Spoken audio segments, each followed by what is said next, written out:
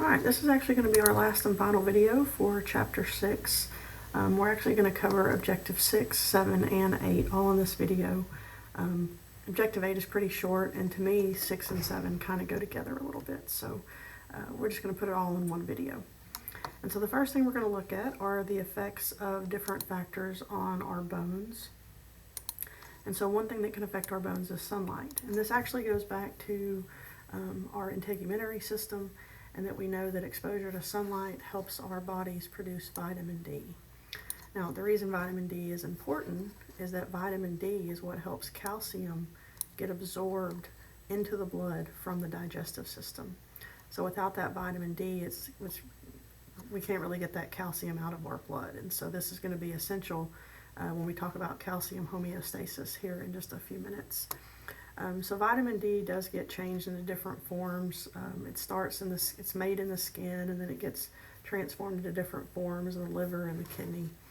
And so the active form is called calcitriol. So if you ever see that term, just know that that is your vitamin D. Now, vitamin D is not really naturally found in many foods. Sometimes if you get certain, milks or things like that, it may be fortified with vitamin D where it's added, but it doesn't really naturally come in many food types. So we really need that sun exposure to help us produce that vitamin D. Now, nutrition is going to be very important for bone health because there's a lot of different nutrients that we need that come from the foods that we eat. And so some of the nutrients that we need to get from our food are calcium. That's going to be one of the main ones. It must be obtained through the diet, and then it needs to get absorbed with the help of that vitamin D. And so usually dairy products have calcium. From a very young age, you're probably told to drink your milk. It helps make your bones strong, and that's why, because that milk is a good source of calcium. Leafy green vegetables and things like broccoli, so like kales and things like broccoli. A lot of your oily fish, sardines. There's some other things that don't have quite as much, but like nuts, things like that, but they don't have quite as rich of a calcium source as what you have listed here. Some other important nutrients are vitamin K. They can help support bone mineralization. Magnesium and fluoride both also play a role in bone health. And so it's important that we have a good diet and we're getting these minerals and nutrients that we need for healthy bones. All right, hormones. Now for the hormones, you need to know the name of the hormone. You need to know the abbreviation of the hormone if they have one. You need to know where they're secreted from. They're going to be coming from an endocrine gland, and you need to know what they do. Okay, so pretty much if it's on this slide, it's something that you need to know for test purposes. So one important hormone is growth hormone, or GH. That's secreted from the pituitary. And this one kind of is pretty easy because the growth hormone is going to help control bone growth. Here in a minute, we're going to see how if we have abnormal growth hormone, that can lead to some certain disorders like too much growth or not enough growth. And so this kind of helps in the lengthening of those bones and how tall you are. Thyroxine, or T4, is going to be secreted from the thyroid, and it actually promotes the synthesis of the bone matrix. So it's going to play a role with those osteoblasts. And then you have some sex hormones, your estrogen and testosterone. Estrogen comes from the ovaries, testosterone comes from the testes. And so what they do is they help promote that bone growth during puberty. They help promote osteoblast activity, which is bone building. And they're also what's responsible for converting that epiphyseal plate into the epiphyseal line after we are done growing. And then the last one is the calcitriol. Remember, this is the active form of vitamin D. It's secreted from the kidneys, and this is what's going to help with that absorption of calcium and phosphate from the blood, or into the blood from the digestive tract. So this is going to be essential for getting the calcium into our blood. All right, just FYI, like I mentioned a minute ago, sometimes if your growth hormone is overproduced or underproduced, too much could lead to gigantism or something called acromegaly, and then not enough could lead to dwarfism. There's actually different types of dwarfism, but this would be your pituitary dwarfism. All right, another important factor when it comes to your bones is exercise. Exercise is so important. One thing you need to understand is that your bones are very dynamic, which means they're constantly changing. They're constantly responding. They're constantly being built and broken when needed as a result of stress. And so mechanical stress is actually kind of a good stress, because what it does, anytime your bones are stressed or put to the test, it's going to stimulate the deposition of those mineral salts. It's going to stimulate those collagen fibers, and it's overall going to strengthen your bones, which is really, really important. It's good that at all ages that you continue to exercise to stress that body. It's good for your muscles and your bones. And so what happens is, as stress occurs, like from working out and being active, both the internal and the external structure of the bone will change. It leads to thicker bones, it leads to greater bone density, and it just keeps your bones healthy and strong. Now, cardio activities like running and walking, all of those things can help. But resistance training is what's best for your bones, because it's going to kind of put more stress on them and help to slow down that eventual bone loss. Now, if you do not have mechanical stress, so if you stop moving, your bones will lose bone mass, they will lose strength.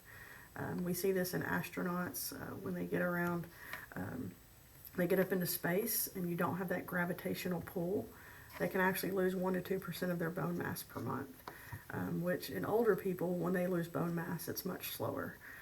So just the stress of gravity and exercise and the pull of movement is going to be really important for keeping your bones strong. All right, so what hormone is secreted by the pituitary gland that controls bone growth? That is growth hormone, or GH. These are going to help in puberty. This is going to help promote the bone matrix, and this is going to be that vitamin D that is going to help the calcium get into the blood. And then calcium absorbed into the circulatory system by help of what substance? And that is going to be your vitamin D, or the calcitriol. All right, so now we're going to look at calcium homeostasis. So as we've seen before, calcium is an essential nutrient. It is the most abundant mineral in bone and the body as a whole. And so calcium has more functions than just being found in our bones. I mean, that's definitely an important function, but it can also regulate heart rate and contraction. It's involved in the contraction of muscles. It's involved in blood clotting or coagulation, and it's important in nerve impulses. So obviously we have some really important functions of calcium. And so in terms of homeostasis, one of the things that we need to keep within a certain range is our blood calcium. So normal level is about 10 milligrams per deciliter. If calcium is running low, we call that hypocalcemia. And this could affect our circulation, our nerves, and bone, muscles, all of those. And then if we have too much calcium, it's called hypercalcemia, and it can actually lead to lethargy and sluggishness, because that nervous system is not going to be working quite like it should, possibly up to a coma in extreme circumstances. And so we've got several different systems that are involved in calcium homeostasis. We have the bones, which store calcium. We have the endocrine system, which are going to be your hormones and your glands that are regulating this. You have your digestive system, because that's where we're breaking down our foods, and the calcium will be found in our digestive tract. And then the kidneys are also going to be involved. So when it comes to calcium homeostasis, we get our calcium by eating. It comes in through our diet. And remember that the calcium is stored in our bones. So those like calcium compounds like calcium carbonate and calcium phosphate, remember they attach to the collagen. And so whenever blood levels are really, really high, we're going to deposit calcium in our bones and store more of it. And when calcium is really low, we're going to release it from our bones. And so we have some hormones again here that are going to be involved. We have PTH, we have vitamin D, and then we also have calcitonin. And so once again, we need to know the hormones, and we need to know where they're being secreted from. So this is going to be an example of negative feedback.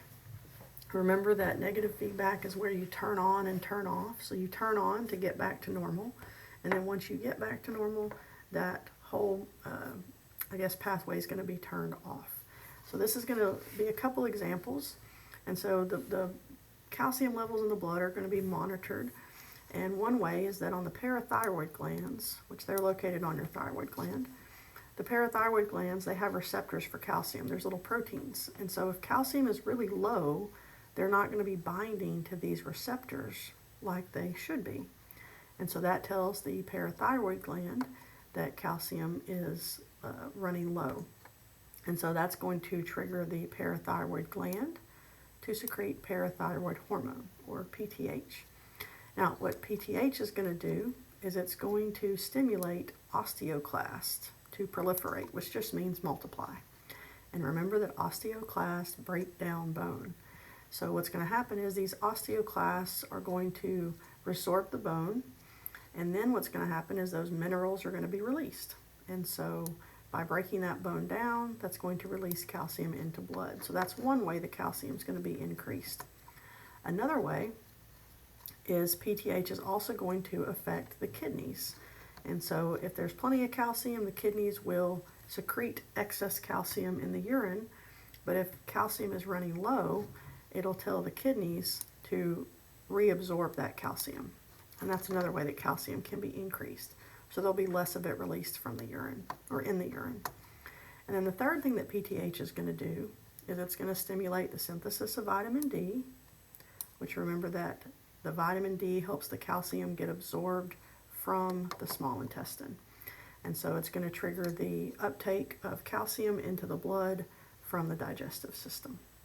Now, once these calcium levels get back to where they need to be, all of this is going to stop. These events will be turned off. Once those calcium ions are binding to these receptors like they're supposed to, the parathyroid gland will stop releasing parathyroid hormone. All right, now if blood calcium is high, it's going to involve a different gland and hormone. So when the calcium levels are getting above the normal levels, that's going to stimulate the thyroid gland to release a hormone called calcitonin. And so calcitonin is actually going to inhibit osteoclasts. So it's going to prevent the breakdown of that bone, and it's going to stimulate calcium to be taken in and stored in the bones. So it's also going to affect the kidneys, and that this time it's going to decrease the reabsorption, so more of that calcium will be released in the urine. And that will help get those calcium levels back to normal, help lower them. And once again, once they're back to normal, this cycle will stop. Okay, so both of these are examples of negative feedback. So when a person is experiencing hypocalcemia, okay, hypo is low calcium, so we need the one that is going to increase it. That is going to be the parathyroid gland and parathyroid hormone. So the thyroid gland and calcitonin brings it down, the parathyroid gland and PTH brings it up. All right, and the very last thing we're going to talk about for the skeletal system, chapter 6, are some lifespan changes. Now, we've already talked about how the embryo is mostly cartilage, and we know that bone is going to be forming throughout our childhood all the way up into young adulthood. We also know that our bones are constantly being remodeled over time due to stress. And so there's some other things that can happen as we age. So the bone mass is going to decrease. This just naturally starts to happen around age 30. It's just part of the aging process. And too much can lead to osteoporosis, where you really lose a lot of your bone density, makes your bones very fragile and very prone to break. A lot of times in women, especially after they go through menopause, this accelerates. And so, one of the things that women should be doing is exercising, and a lot of times taking vitamin supplements to help their bone health. Once you lose bone mass, they do become much more likely to break, which is why you often see older people breaking bones, even if it was just like a minor fall. Their bones break much more easily. The cartilage becomes thinner, okay, and that mechanical breakdown is called osteoarthritis. And then the joints can become stiffer, they become more rigid and more brittle. The joints don't move quite like they used to, and so it makes it just more difficult to walk around and move in your joints. And this is one of the reasons why exercise is so important, because the more you exercise, the stronger it will help keep those bones. So even up into old age, it's important to keep moving. All right, so here you have, what osteoporosis does. You can see that bone density is really declining, much more likely to break there. You can also see changes in the cartilage. And so as osteoporosis sets in, a lot of times we get a curvature of the spine. Here we have osteoarthritis. A lot of times it's especially prevalent in the finger joints, and so this is why a lot of times when you see someone, an older person's hands, you can see that those joints, it almost looks painful to look at. All right, so which of the following is true as you age with respect to bones? Bone mass starts decreasing at age 30, so that's not it. Cartilage becomes thinner at the end of bones, and joints become looser. Joints actually become stiffer. So the answer is C. All right, and that's going to be the end of our videos for Chapter 6. I did post some videos that might be helpful to you. And then don't forget, you do have a bone activity, and you also have a Chapter 6 quiz to take once you've gone through all of the materials. Hope you guys have a great one.